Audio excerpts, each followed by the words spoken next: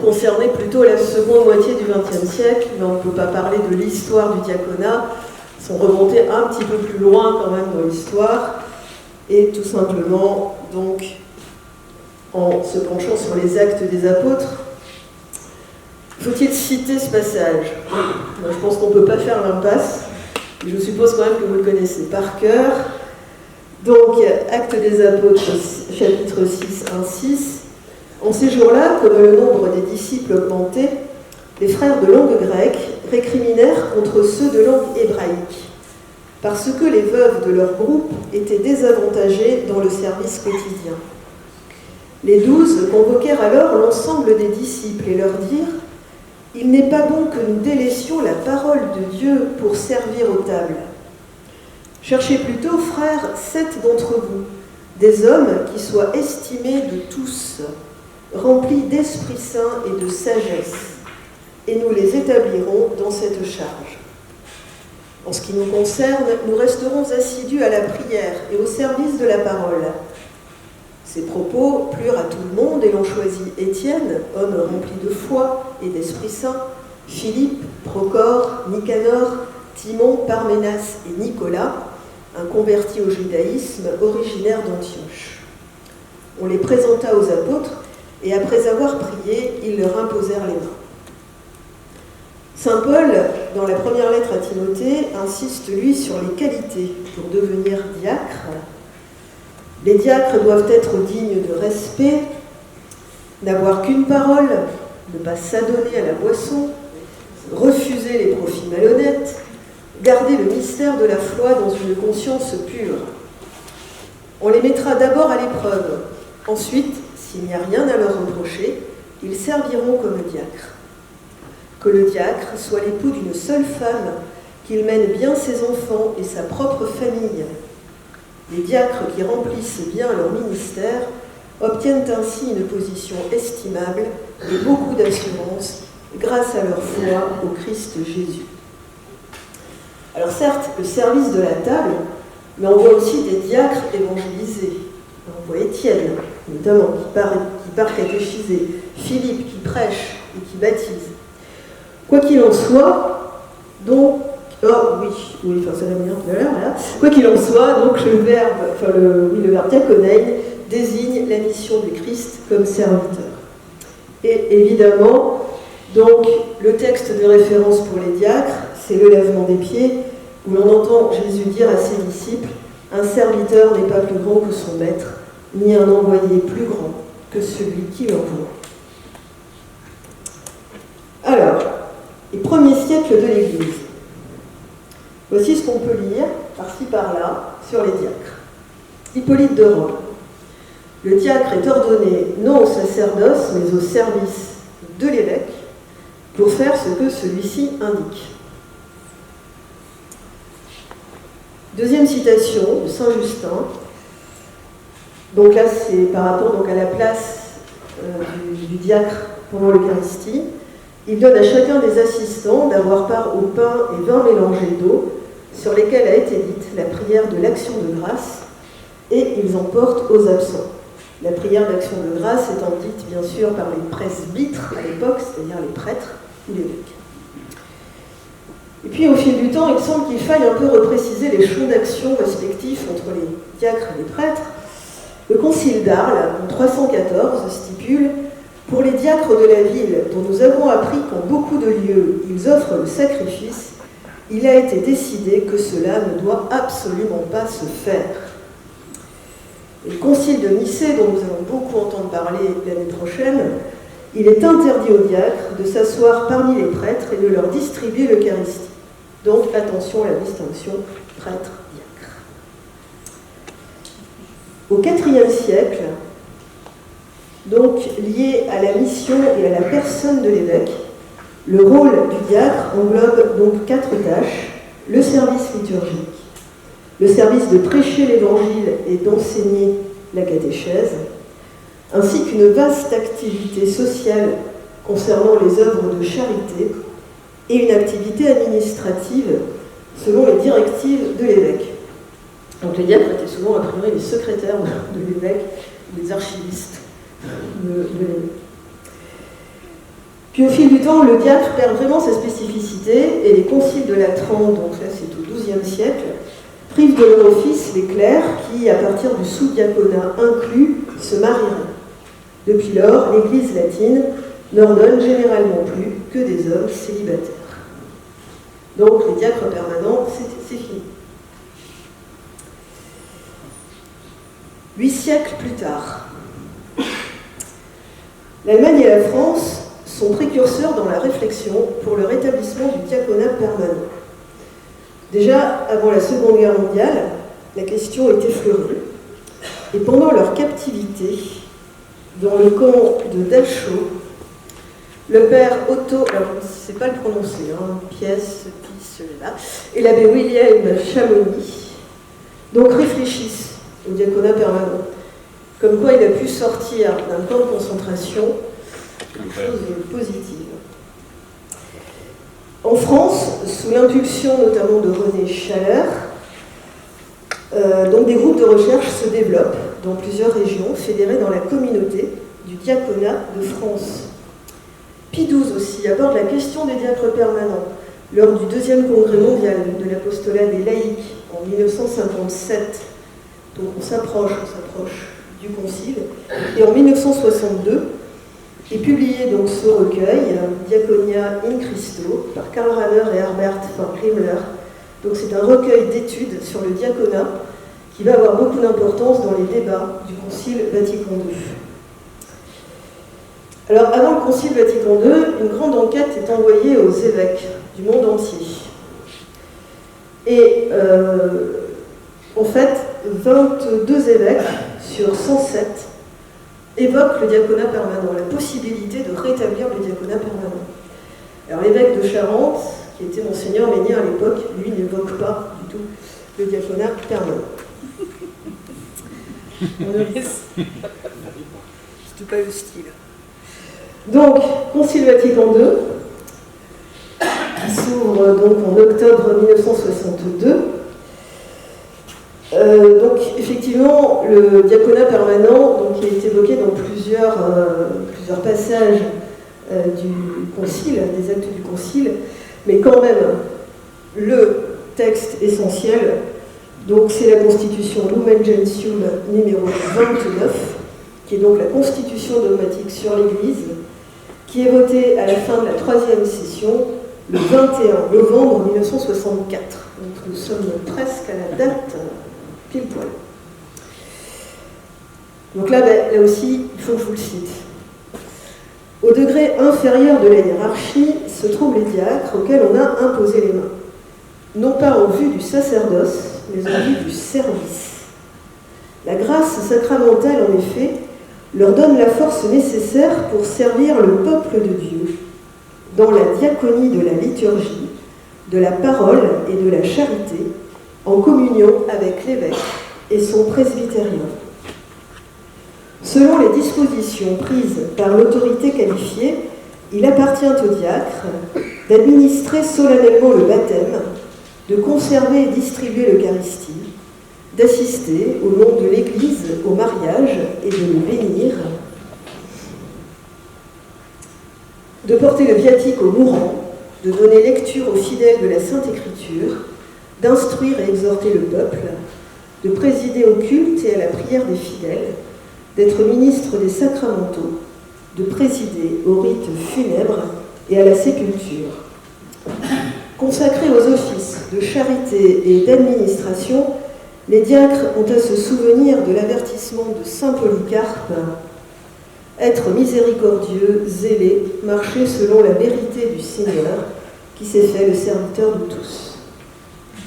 Je poursuis toujours cet article de Lumen Gentium. Comme la discipline actuellement en vigueur dans l'Église latine rend difficile en plusieurs régions l'accomplissement de ces fonctions extrêmement nécessaires à la vie de l'Église, le diaconat pourra dans l'avenir être rétabli en tant que degré propre et permanent de la hiérarchie. C'est à la compétence des groupements territoriaux d'évêques, sous leurs diverses formes, qu'il appartient, avec l'approbation du souverain pontife, de décider de l'opportunité, quant aux principes et quant au lieu, et pour le soin des âmes, de l'institution de ces diacres.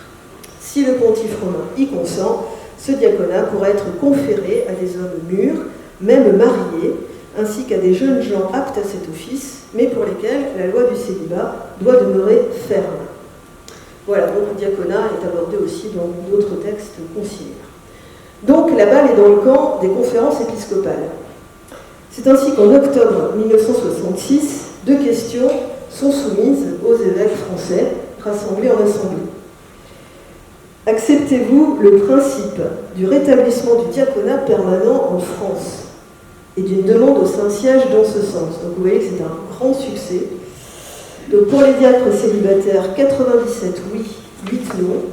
Pour les diacres mariés, donc il y a encore plus de succès, 101 oui, 4 non.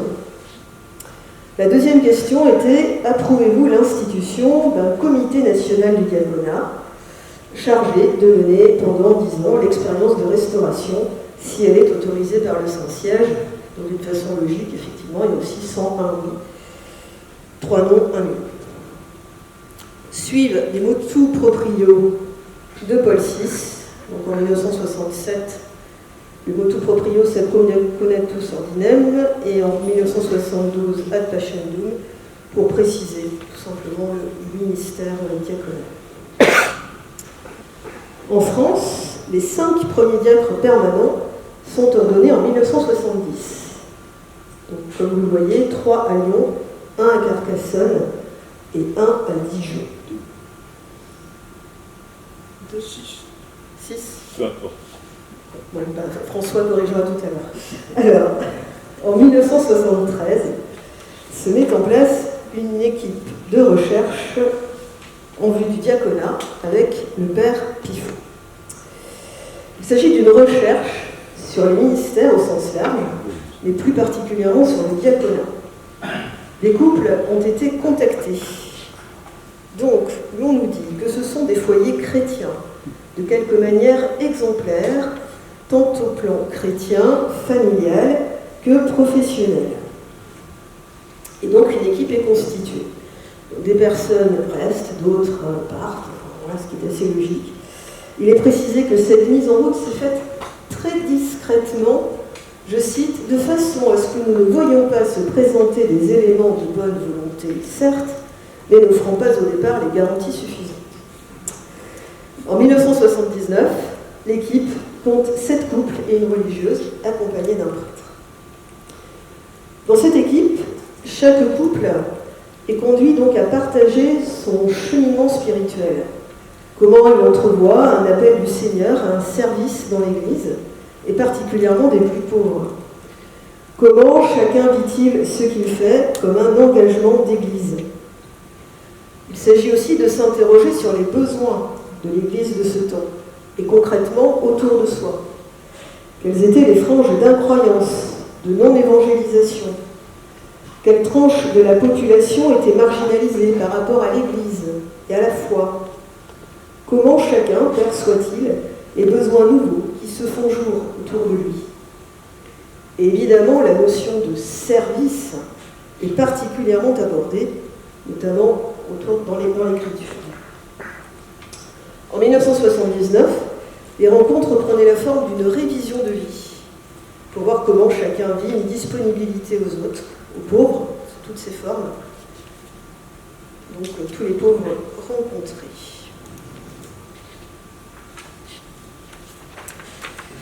Et le prêtre accompagnateur souligne le sérieux des membres de l'équipe.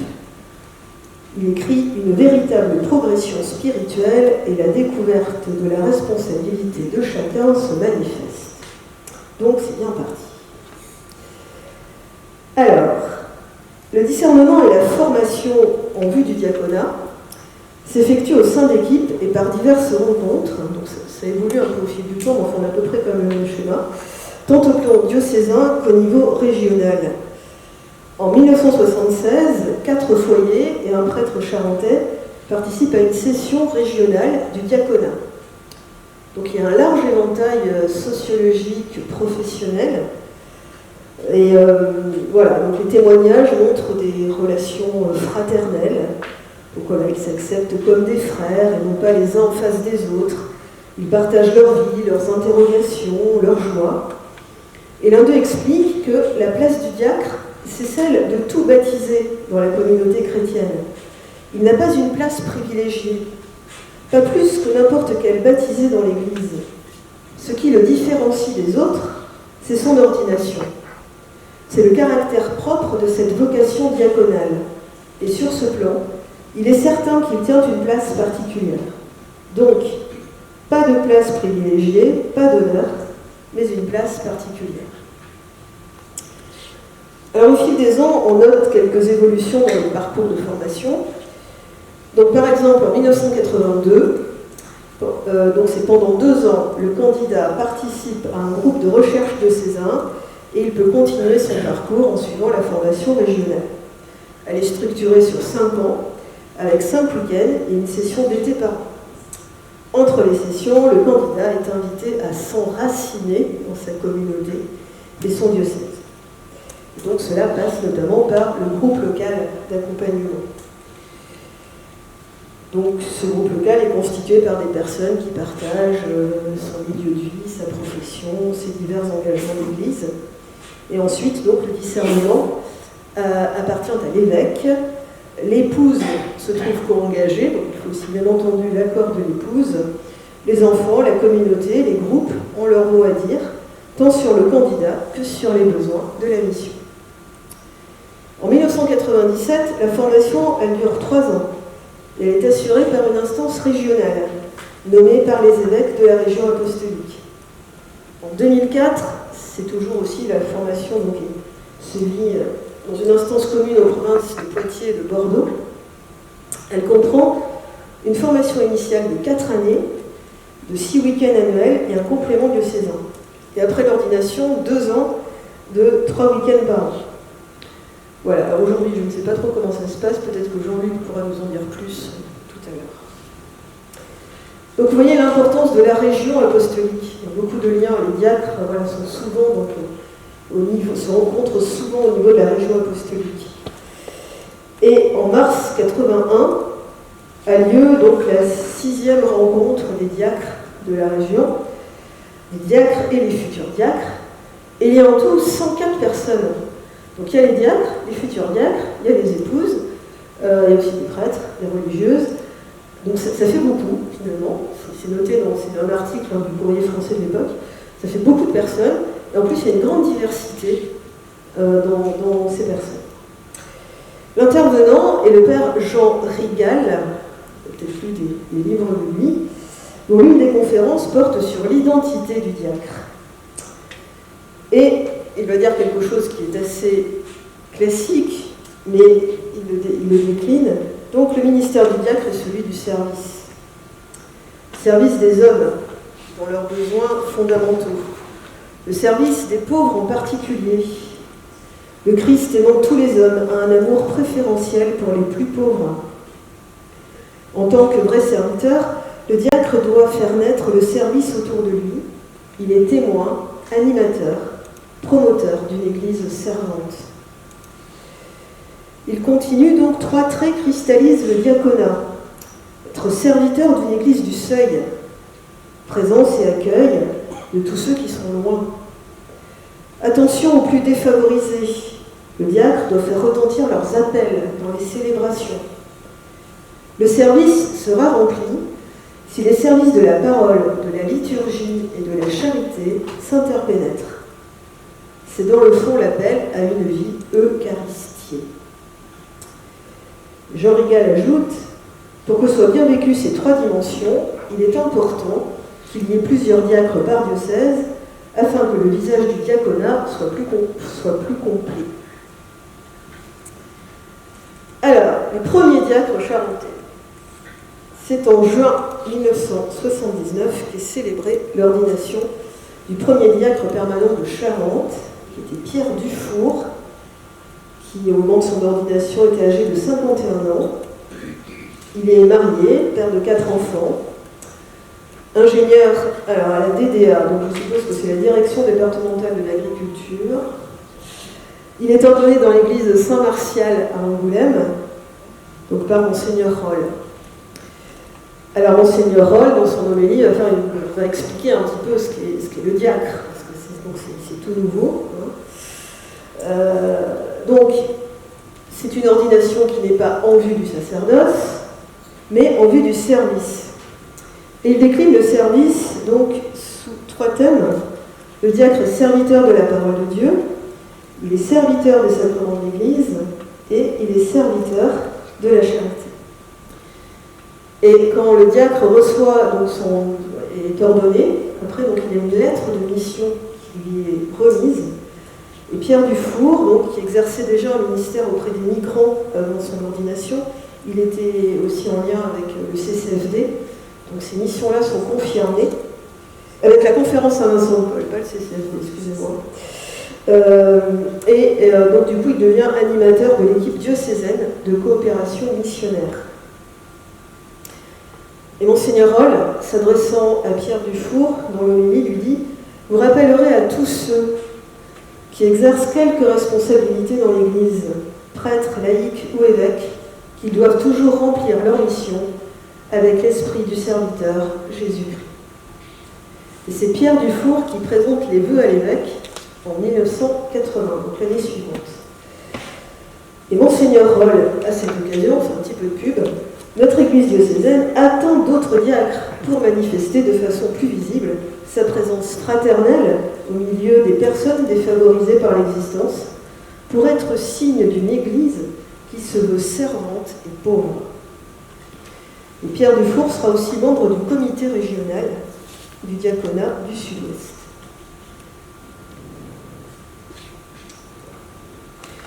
Ensuite, Michel Dutray. Il est ordonné à l'âge de 41 ans, il est marié, père de 3 enfants, médecin à la sécurité sociale. Il est ordonné dans l'église de Sainte-Bernadette, à Angoulême. Et à cette occasion est publié un article dans la Charente-Libre, signé par un certain Jean-Louis Ney. Jean-Louis Ney, qui est l'actuel président de l'RCF Charente. Dans cet article, un refrain récurrent. Donc, il est écrit « Pas plus que les autres diacres, Michel Dutray ne sera un sous-prêtre ou un super-sacristain. » Ça, on l'entend régulièrement.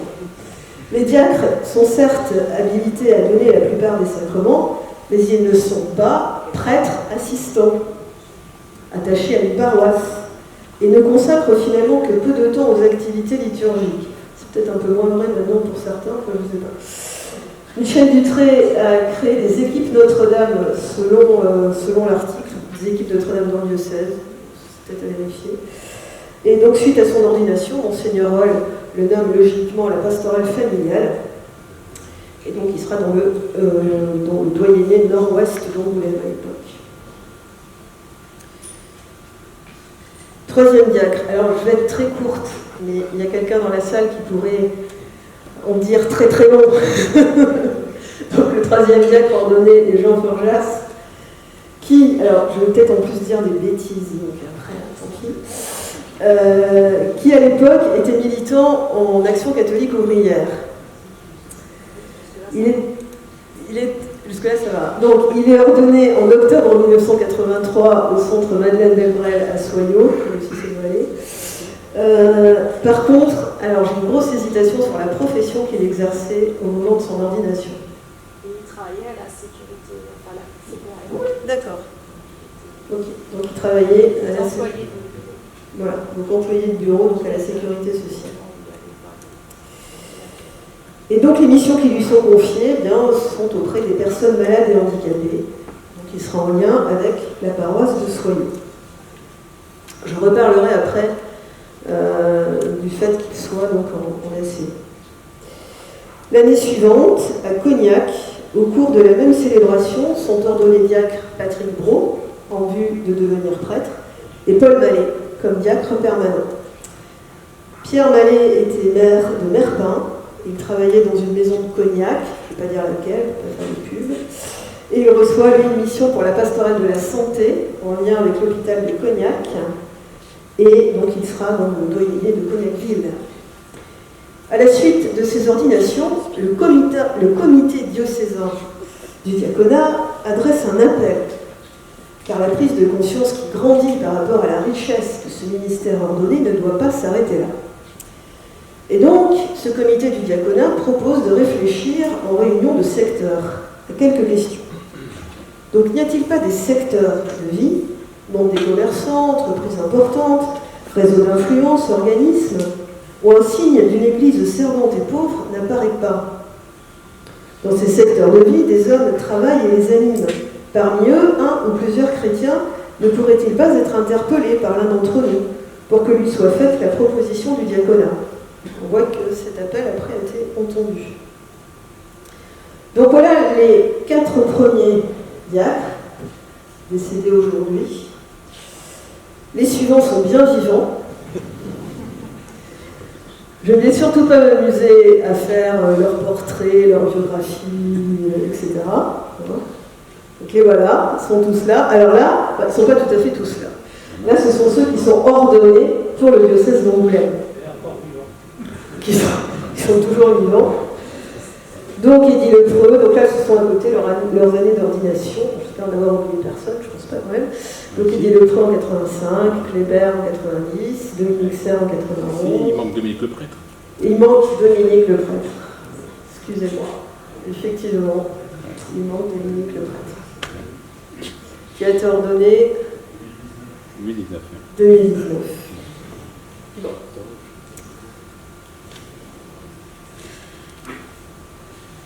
Donc voilà, donc finalement, comment ? Ça permet de se souvenir encore plus de lui. Exactement. Donc ça veut dire que 3 diacres jusqu'à présent étaient ordonnés par Monseigneur Gosselin, et il compte bien en ordonner d'autres avant la fin de son épiscopat. Alors, synode diocésain 1988.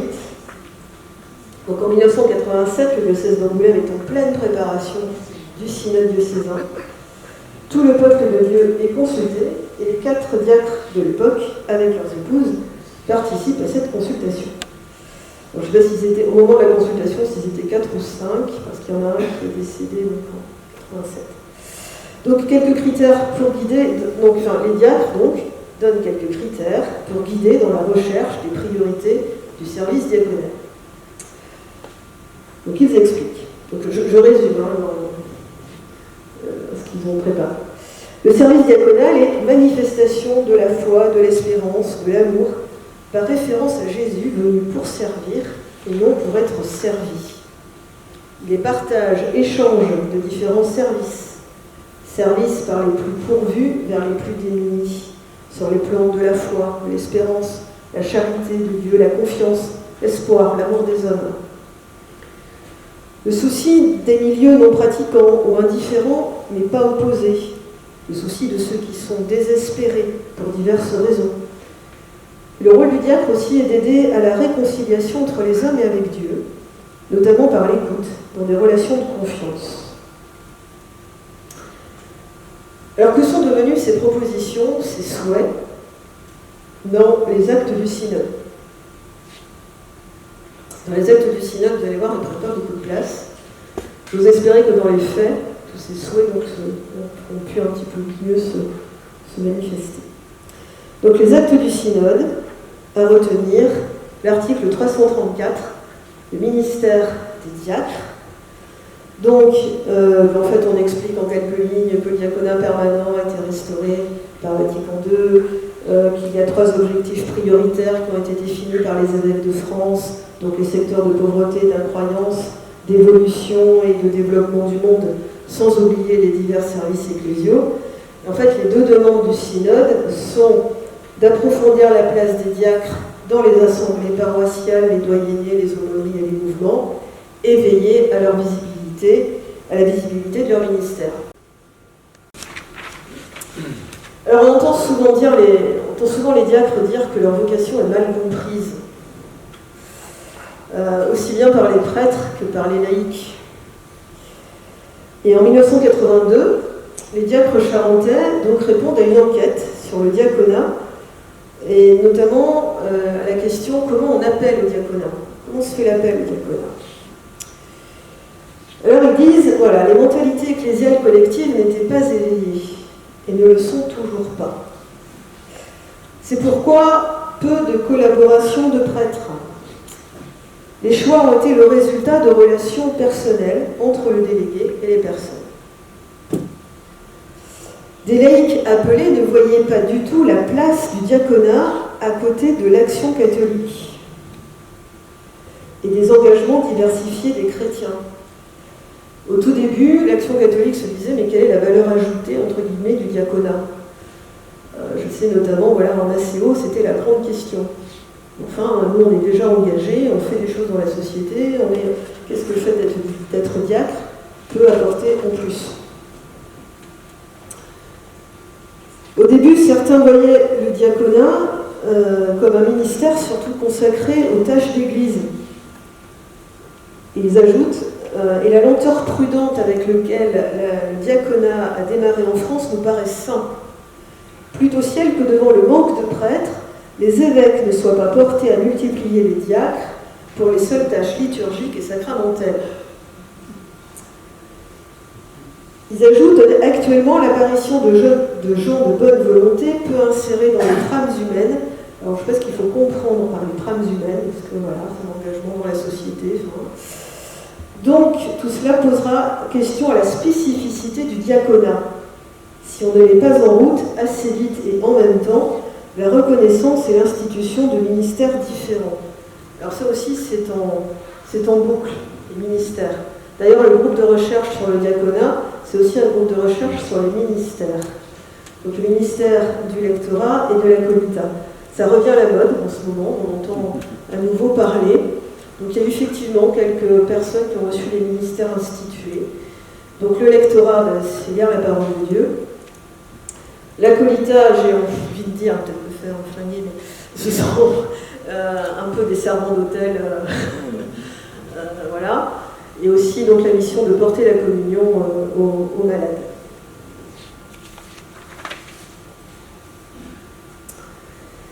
Nous arrivons en 1995. Lors de l'assemblée plénière des évêques en novembre 1995, les évêques reçoivent le texte du Comité national du diaconat intitulé « Les diacres dans les diocèses de France », qui, comme son nom l'indique, fait un bilan sur le diaconat en France.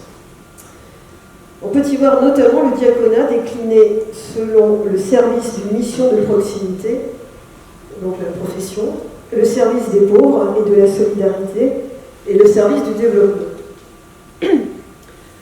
Pour la petite histoire, la grande histoire, c'est aussi lors de cette assemblée plénière qu'est voté un texte, paru 1 an plus tôt, qui a connu un énorme succès.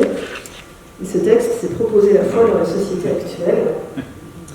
Donc le fameux rapport d'agence, on va dire. Et le comité du diaconat, en 1995, rebondit sur ce texte. Ils vont écrire pardon. La proposition de l'évangile dans notre société fait partie de l'essence même de l'Église. L'Église est missionnaire où elle n'est pas. Les réflexions engagées à partir du document de Monseigneur d'Agens sur la proposition de la foi sont un moment important pour ressaisir les questions, être fidèle aux choix fondamentaux des évêques de France après le temps du Concile Vatican II, renouveler l'engagement apostolique des catholiques, recevoir le message de Jean-Paul II sur la nouvelle évangélisation de l'Europe, et pour sa part, l'approfondissement du ministère diaconal doit être lié à cette démarche. On va rester avec Monseigneur d'Agens. En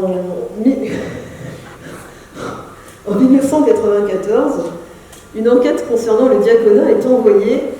Alors, je ne sais pas si elle est envoyée seulement dans les diocèses de France ou plus largement.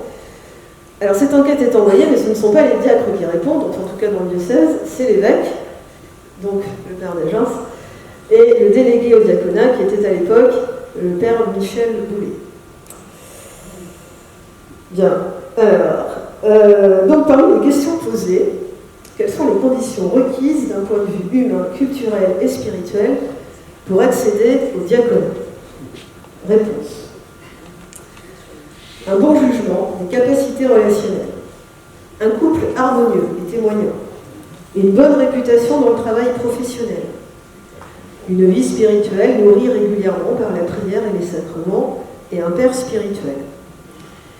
Une insertion dans la vie chrétienne locale et diocésaine, la conscience croissante que le diaconat est un ministère sacramentel, structurant le futur diacre et sa mission, qui n'est pas équivalente à un super apostolat de laïcs généraux. Vous voyez quand même la valeur des hommes que nous avons parmi nous. Petite note de Monseigneur d'Agence, ce sont toutes ces conditions exigeantes qui font qu'actuellement les réels candidats au diaconat sont très, même 2 fois, peu nombreux. Passons à l'apostolat des diacres. Donc, avant, il me fait encore un petit commentaire. Les premières générations en France étaient très soucieuses de ne pas passer comme les adjoints du curé ou les auxiliaires paroissiaux. À la limite, super sacristain. Alors j'ai entendu aussi qu'au début, dans les années 80 notamment, ça ne risquait pas, parce qu'il y a eu des prêtres qui refusaient tout simplement que les diacres soient à l'autel. Donc, je continue Monseigneur d'Agence, cette prudence a souvent renforcé une opposition malsaine entre service du culte et présence au monde et évangélisation. Nous commençons à sortir de cette dichotomie, persuadés que le service de l'humanité à la suite du Christ passe simultanément par une présence au monde sous tous ses aspects et par le service de la célébration et des organismes d'Église. Ainsi, dans le diocèse d'Angoulême, la mission des 5 diacres à l'époque passe par l'aumônerie d'hôpital, de la catéchèse, de l'action dans les milieux de vie ouvrière, par les professions, par les mouvements de la santé, les mouvements de la pastorale familiale, jusqu'à simultanément une insertion dans la communauté locale au niveau paroissial, au niveau du doyenné, apportant ainsi sa participation dans les célébrations d'obsèques, de baptême, de mariage et de présidence aussi d'assemblées de prière. Alors ensuite, quels sont les rapports entre l'évêque, les prêtres et les laïcs? Je reprends. Quels sont les rapports avec l'évêque, les prêtres et les laïcs? Le petit nombre de diacres présente l'avantage de rapports directs avec l'évêque et le délégué diocésain. Par contre, ils se vivent comme minoritaires. Ils ne constituent pas un corps dans le diocèse et demandent parfois une surprotection ou attention. À l'exception des lieux où ils vivent et exercent leur ministère, ils sont peu connus à travers le diocèse, en particulier par les laïcs. Ces derniers, d'une part, ne les voient pas, et d'autre part, ne perçoivent pas le ministère du diacre permanent, qui est tout récent, il a 30 ans déjà, en 94, mais c'est encore récent, et donc il considère qu'il vit sa phase d'expérimentation. Une autre question porte aussi sur ce que le dicaster devrait approfondir et mettre en lumière par rapport au ministère diaconal. Donc, le père d'Agence rappelle que la reprise du diaconat date seulement de 30 ans, et il voit quand même bien, alors théoriquement, l'importance et la chance d'un diaconat permanent dans nos diocèses de France. Alors pourquoi? Bien pour une saine place de l'Église dans la société, pour une avancée dans la perception de la célébration du mystère chrétien pour la vie des hommes, pour aider à dépasser l'aspect clérical du ministère de l'ordre, pour les besoins de la mission aujourd'hui en France, en raison du vieillissement du clergé, même si le diacre n'est pas une suppléance du prêtre. Donc voilà l'importance du ministère diaconal. Il ajoute encore, pratiquement les exigences de foi, de qualité humaine, de disponibilité pour la mission sont telles que les candidats sérieux pour un tel ministère à vie sont bien peu nombreux, comme pour le ministère sacerdotal. Ces lenteurs de l'appel du Seigneur sont sans doute nécessaires pour une saine maturation. Alors, avant de conclure, quelques chiffres. Donc, le nombre de diacres diocésains, alors je dis diocésains, c'est-à-dire les diacres qui ne sont pas des diacres aussi religieux. Donc là, je n'en ai pas tenu compte dans le schéma. Mais là, donc, nous avons les diacres incardinés et non incardinés. Donc voilà le nombre de diacres qui quand même progresse. Alors on voit qu'il y a de 1900, alors vous ne voyez sans doute pas les années, mais on peut dire que de 1991 à 1996, voilà, ça stagne, on va dire, et de 1997 à 2003 aussi. Puis après, c'est vrai que l'apport des diacres d'autres diocèses aide bien à augmenter.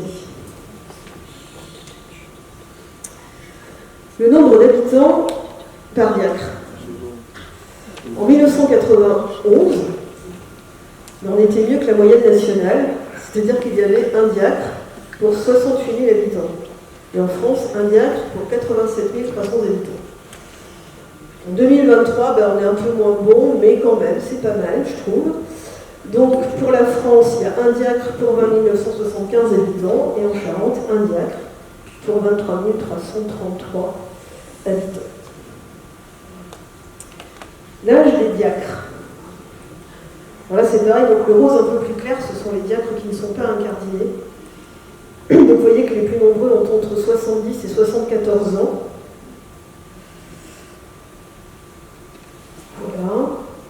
Et alors la moyenne d'âge, tous les diacres confondus, incardinés, non incardinés, c'est autour de 73 ans. Alors là, je n'ai pas non plus compté du coup, parce qu'il y a un autre diacre permanent dans le diocèse qui est un religieux. Donc lui, si je l'avais pris en compte, ça aurait fait baisser un petit peu la moyenne. Et donc l'âge des diacres du diocèse va de 61 à 92 ans.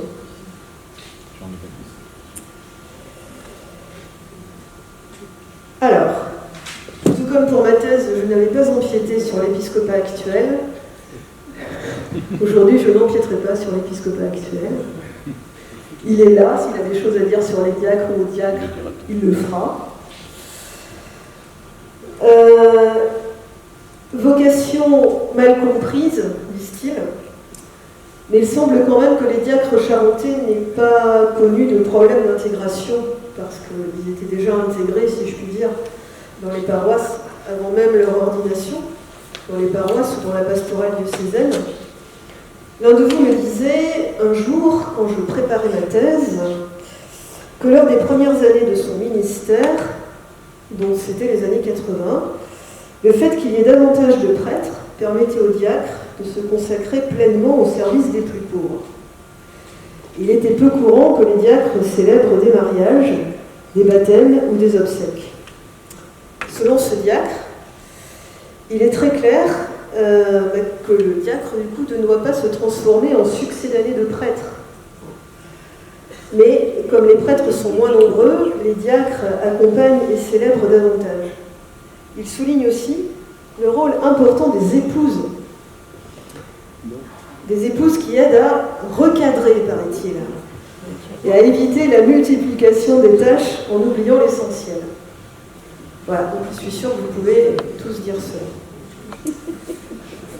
Dans la plaquette de présentation du diaconat, dans la plaquette précédente, en 2008, le père d'Agen avait écrit donc que le diacre représente le Christ serviteur. Alors je ne sais pas combien de fois j'ai employé le mot service ou serviteur. Vous voyez que c'est quand même au cœur du ministère diaconal. Et donc le père d'Agen ajoute que l'identité et la mission du diacre sont leur relation personnelle au Christ sauveur et serviteur, et leur relation active au corps de l'Église, pour que ce corps vivant témoigne du Christ au milieu du monde, et en particulier au service des hommes et des femmes qui attendent d'être reconnus, respectés, défendus dans leur dignité. Il conclut, les diacres sont du Christ pour le monde, à leur manière de diacre, porteurs d'un ministère apostolique qui a besoin d'être reconnu et estimé par tous les membres de l'Église. Et bien pour ma part, je voulais terminer en témoignant ma reconnaissance et mon estime à chacun de vous, chers diacres. Merci à Eddy, à Jean-Paul, Clébert, Dominique, Bruno, Claude, Paul-François, Daniel, Jacques, Xavier, Jean-Luc, François, Laurent, Daniel, qui n'est pas là, et qui est donc le diacre des chanoines de Saint-Victor. Voilà. Ah,